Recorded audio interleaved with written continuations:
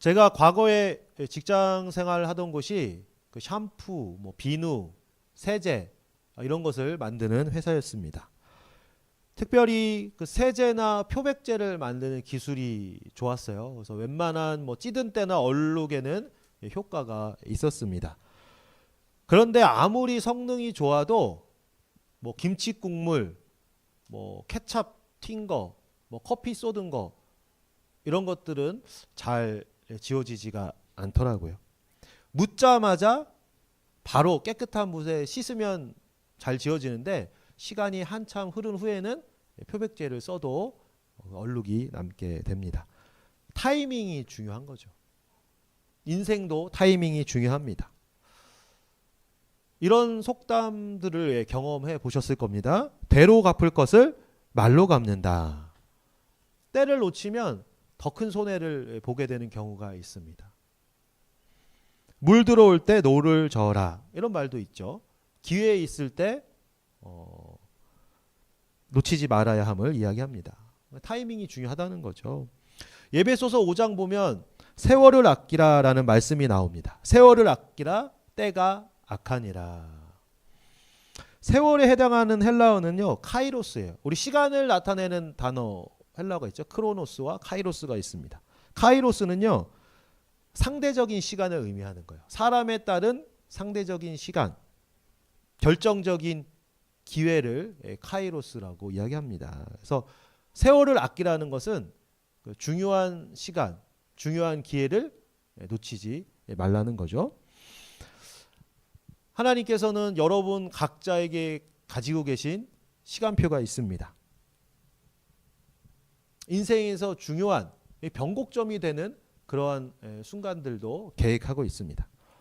학생은요 학년이 바뀔 때, 뭐 상급 학교에 진학할 때가 인생이 변하게 되는 그런 중요한 기회가 됩니다.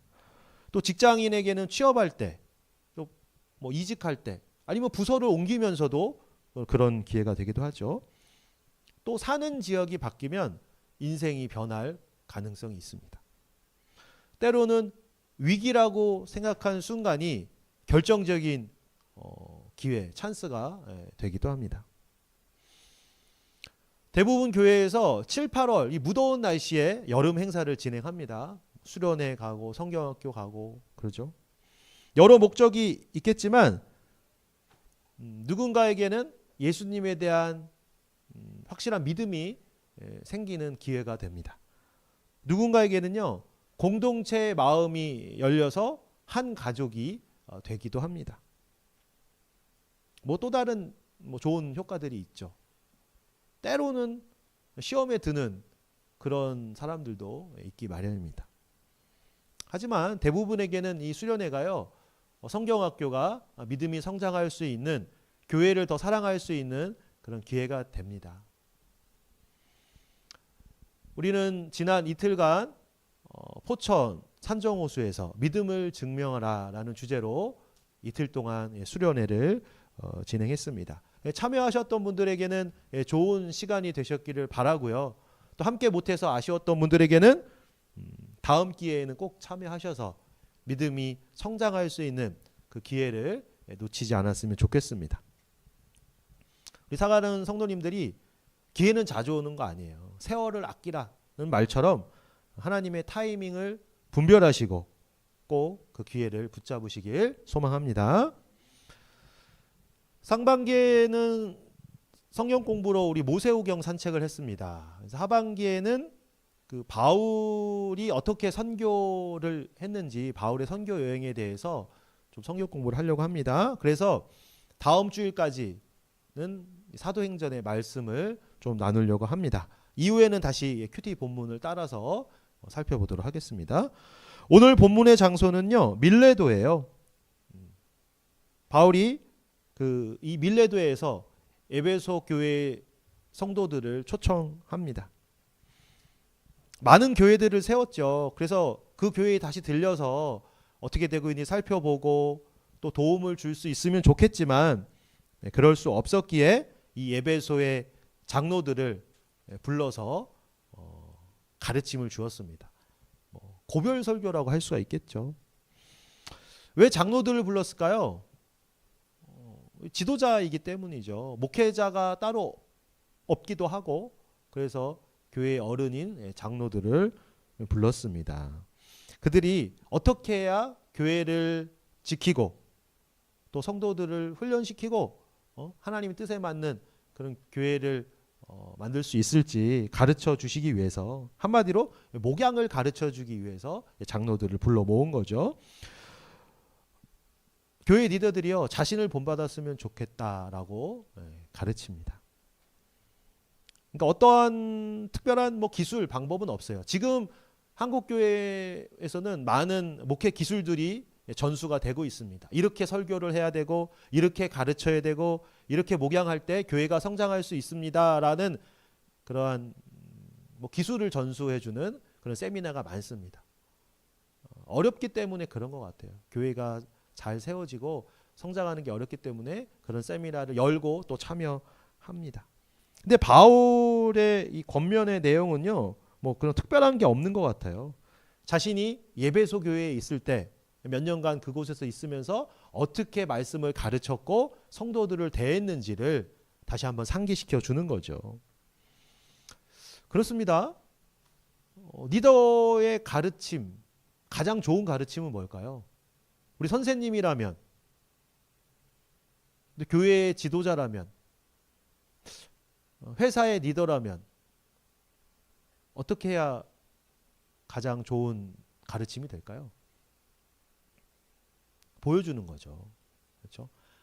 자기가 말한 대로, 가르친 대로 일하고 있음을, 살고 있음을 보여주는 것이 가장 효과적인 방법입니다. 말 따로 행동 따로 하면 배우는 사람이 잘 배울 수가 없겠죠. 믿음을 증명하라. 믿고 있는 바를 어떻게 행동으로 보여주는 것, 이것이 중요합니다. 바울이 에베소 교인들에게 무엇을 가르쳤고 무엇을 보여주었는지를 살펴보면서 또 우리가 본받아야 할 것은 무엇인지 한번 나누도록 하겠습니다. 바울은 어떤 사람이었을까요? 한 3가지 정도로 말씀드리겠습니다. 바울은 겸손한 사람이었습니다. 겸손한 예수님의 종이었어요. 18절 말씀입니다. 오매 그들에게 말하되 아시아에 들어온 첫날부터 지금까지 내가 항상 여러분 가운데서 어떻게 행하였는지를 여러분도 아는 바니. 첫날부터 지금까지 내가 어떻게 행했는지 당신들이 보지 않았느냐. 지금 에베소의 장로들을 부른 거잖아요. 내가 에베소에 들어온 첫날부터 지금까지 어떻게 행하였는지를 알고 있지 않느냐. 그걸 통해서 가르치고자 하는 거죠. 여러분, 저는 어떻게 살고 있는 것 같나요? 참 부족합니다. 근데 저를 통해서 예수님의 마음이 전달되었으면 좋겠어요. 제가 리더들하고도 나눈 적이 있는데 저는 참 부족합니다. 잘 하는 경우도 있지만 그렇지 못한 경우도 많아요. 근데 가끔씩 성도들을 통해서 그런 얘기 들을 때가 있어요. 목사님을 보면 예수님을 보는 것 같아요. 예수님이 느껴져요. 그럴 때가 있습니다. 그러면 저는 더 부끄럽죠. 그리고 예수님을 더 잘 믿어야 되겠다, 절 따라야 되겠다는 생각을 하지만 그런 얘기가 또 저에게 격려가 되기도 합니다. 신앙생활의 목적은 예수님을 닮는 거예요. 예수님을 본받는 것입니다. 너희 안에 이 마음을 품으라 곧 그리스도 예수의 마음이니. 예수의 마음을 품는 거, 예수를 닮는 것이 신앙생활의 목표입니다. 종착지입니다. 그래서 제가 먼저 예수님을 닮고 예수님의 성품을 품어야 되는데 쉽지 않다고 생각을 합니다. 그래도 또 보는 사람에 따라서, 느끼는 사람에 따라서 느껴진다고 하니 그게 감사할 따름이죠. 저는 눈에 보이지 않는 예수님, 느껴지지 않는 그 예수님을 여러분들이 느끼고 또 배우고 또 그대로 살아가도록 하는 것이 제 사역의 목표입니다. 그래서 우리 빗소에 온 성도님들이 정말 예수님을 잘 느꼈으면 좋겠어요. 나의 예수님을 만났으면 좋겠습니다. 그리고 예수님이 말씀해 주신 대로 보여주신 대로 살아갔으면 좋겠어요.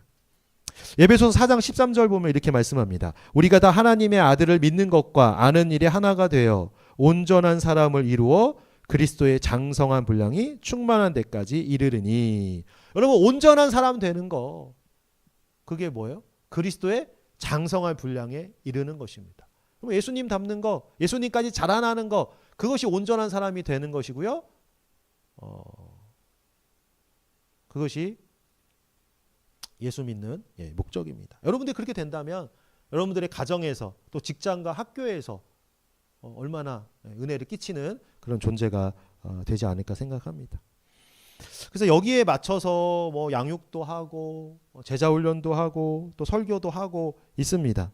그래서 여러분들이 또 저도 여러분들이 예수님을 잘 닮아가는 빛과 소금의 교회 성도 되길 예수님의 이름으로 축복합니다.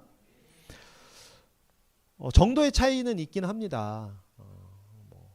그렇지만 제가 우리 성도님들의 모습을 보면서 예수님을 닮아가는 모습, 또 예수님의 마음이 느껴질 때가 있습니다. 성장이 이렇게 신앙이 성장했구나, 이렇게 변했구나. 그러면서 제가 또 보람도 느끼고 기쁨을 느끼는 거죠. 아마 여러분도 서로에게서 그런 모습들을 보게 될 거예요. 그러면서 또 그게 나에게 도전이 되는 그런 순간이 있을 것입니다. 바울이요, 자신을 본받았으면 좋겠다고 이제 얘기하면서 말하는 것이 뭘까요? 겸손입니다. 우리 19절 말씀 같이 한번 읽어볼까요? 19절 같이 읽겠습니다. 곧 모든 겸손과 눈물이며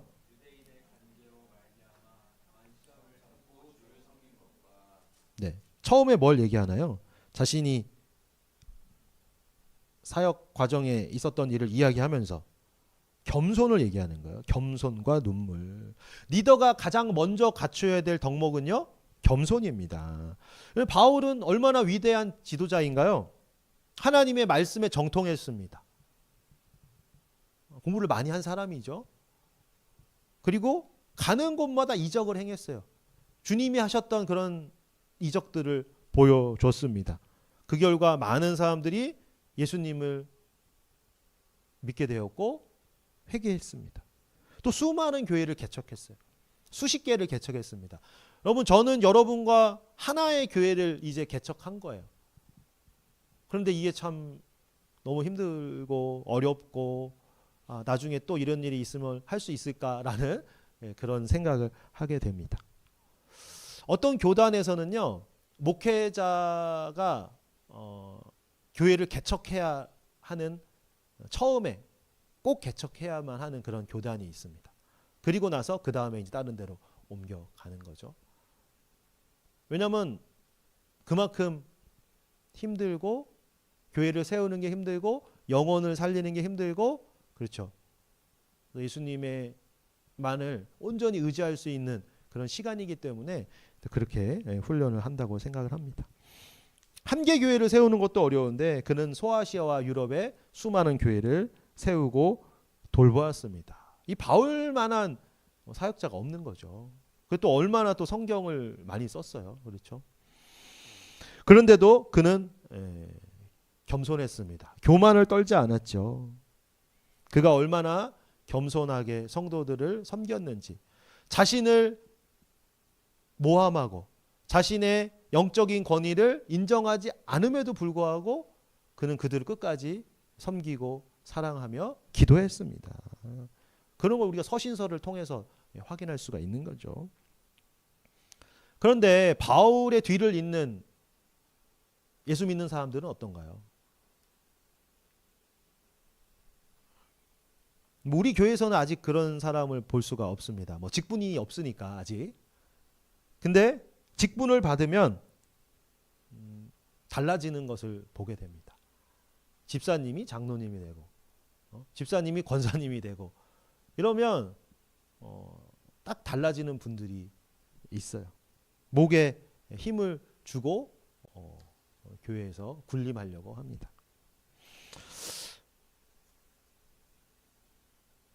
교회는 예수님을 닮고자 하는 사람들이 모인 것입니다. 바울을 닮으려고 모인 곳은 아니에요. 그런데 눈에 보이는 게 바울이었기 때문에 바울이 자신을 따라오라고 한 거죠. 근데 그 바울의 겸손, 누구에게서 온 건가요?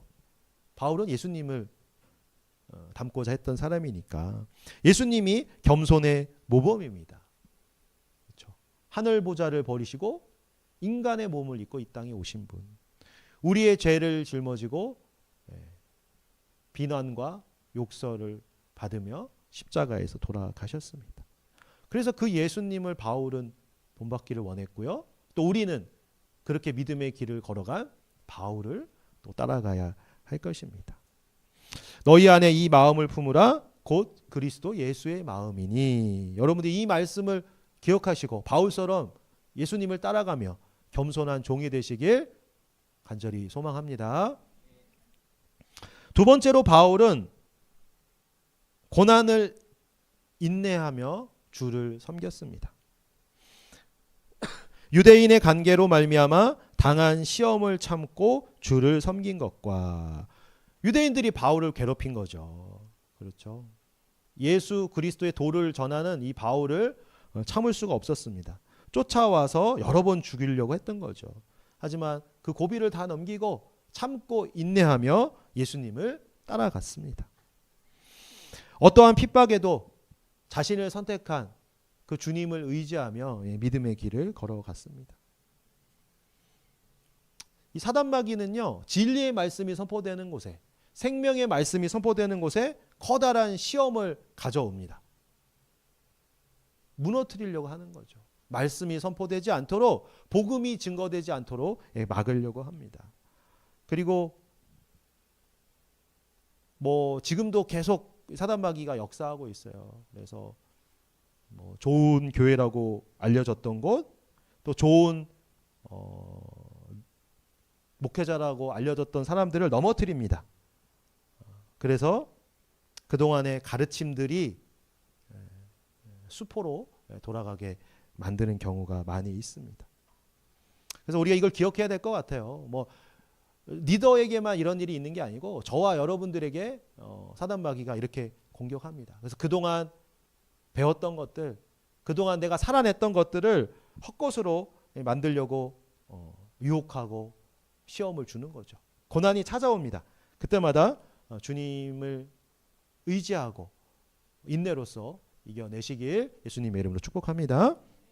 세 번째로 바울은요, 바른 교육으로 사람을 가르쳤습니다. 오늘날 선생님은 많지만 진정한 스승은 찾기 어렵다, 이런 얘기를 하잖아요. 근데 이제 얼마 전에 어른 김장하라는 분이 조명이 되었습니다. 우리나라에 어른이 그렇게 없나요? 근데 하여튼 그 다큐멘터리 한번 보시면 그래도 인생에 도움이 될 것 같습니다. 알지 못하지만 곳곳에 또 좋은 스승님들이 있다고 생각합니다. 저도 그렇고 여러분도 그런 좋은 스승님을 만나는 게 인생의 큰 변화의 기회가 되리라고 생각합니다. 밖에만 스승이 없는 게 아니라 교회에도 스승이 없습니다. 예전에 존경받던 많은 목회자들이 있었어요. 근데 시간이 흐르면서 이상하게 그분들도 많이 변질되는 걸 볼 수가 있습니다. 27절인데요. 이는 내가 꺼리지 않고 하나님의 뜻을 다 여러분에게 전하였음이니라. 바울은요, 더하거나 빼지 않고 하나님의 뜻을 가르쳤대요. 바른 훈계를 한 거죠. 여러분, 하나님의 말씀을 가르치면서 절하면서 가감없이 한다는 게 쉽지 않은 거예요. 형편에 따라서 어떤 것은 가르치게 되고 또 어떤 것은 가르치지 않을 수가 있습니다. 또 사람에 따라서 또 해야 될 말을 하지 못하고 가르치지 못할 때가 있어요. 그렇지 않았다는 거죠. 하나님의 뜻에서 어떤 것도 더하거나 빼지 않고 온전히 가르쳤습니다. 근데 상황에 따라서는 조금 형식은 다를 수 있겠죠. 일방적으로 하면은 안 들어갈 수 있잖아요. 따뜻한 위로의 말로, 또 눈물 어린 격려로 바울은 하나님의 말씀을 그대로 다 가르친 사람입니다. 왜 그랬을까요? 성도들을 사랑했기 때문에 그렇죠. 성도들에 대한 애정이 있었습니다. 그래서 이 사람이 아프지만 이 사람이 듣고 때로는 믿음의 자리를 떠날 수도 있는 위험성이 있지만 사랑하기 때문에 그에 대한 특별한 애정이 있기 때문에 그렇게 더하거나 빼지 않고 하나님의 뜻을 전했다는 거죠. 이게 교회의 지도자라면 당연한 모습입니다. 그러니까 저도 한번 돌아보게 되는 거죠. 하나님의 말씀을 더하거나 빼지 않고 전하고 있는지, 또 사랑의 마음으로 마음 아프지만 꼭 가르쳐야 될 것을, 해야 될 말을 하고 있지 않나 돌아보게 됩니다. 근데 부족한 것 같습니다. 시간이 흐르면 저도 더 성숙해지려고 생각하지만 여러분들이 기도해 주시기를 바랍니다. 바울이요, 이렇게 겸손 또 인내를 통해서 또 바른 훈계를 통해서 성도를 가르친 이유가 뭘까요? 죽을 고비를 넘기고 온갖 모욕과 방해를 참아가며 이러한 사역들을 감당한 이유, 24절 말씀인데요. 한번 읽도록 하겠습니다. 같이 읽겠습니다. 시작. 내가 달려갈 길과 주 예수께 받은 사명 곧 하나님의 은혜의 복음을 증언한 일을 마치려 하면은 나의 생명조차 조금도 귀한 것으로 여기지 아니하노라. 그럼 바울의 사명을 지금 여기서 우리가 확인할 수 있는데, 그의 사명은 뭔가요, 여러분? 바울의 사명? 복음을 증언하는 거. 복음을 증거하는 것입니다. 하나님이 보내주신 그 예수 그리스도가 누구신지 가르치는 거예요. 그리고 그를 믿어야 우리가 구원을 받을 수 있다. 다른 방법은 없다는 걸 가르쳐주는 것, 증거하는 것이 그의 사명이었습니다. 그래서 바울은요, 그 사명을 위해서 어떤 힘든 상황이 오더라도 무릎 꿇지 않았습니다. 성도들을 가르치기 위해서 자기 생명도 아까워하지 않았던 사람이 바로 사도 바울이죠. 자신의 유익이 아니라 주님께 받은 사명을 감당하기 위해서 낮아진 거예요. 겸손해졌습니다. 인내했습니다. 그리고 바른 훈계를 하기 위해서 어떤 욕을 먹든지 어떤 대우를 받든지 했다는 거죠. 저와 여러분의 사명도 동일합니다. 저처럼 이런 사역을 안 할 수는 있죠.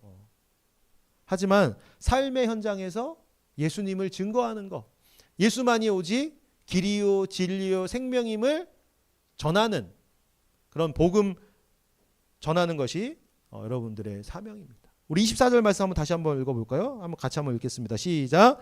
내가 달려갈 길과 주 예수께 받은 사명